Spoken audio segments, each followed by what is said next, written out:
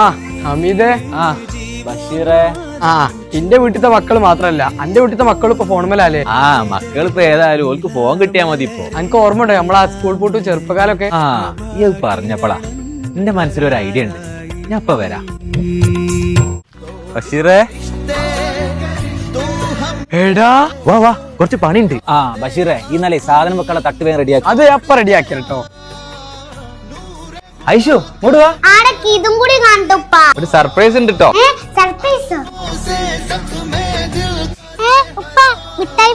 ആ ഇത് ഈ വെക്കേഷനിൽ ആയിഷുമക്ക് ഉപ്പന്റെ വകയുള്ള ഗിഫ്റ്റാ. ആയിഷ ഞങ്ങൾക്ക് 2 പുളിപ്പൊടി ശോഭാസം വേണേ. നല്ല കച്ചവടം ഉണ്ടല്ലോ. മോളെ ഒരു ബീഡി മുട്ടായി നോക്കി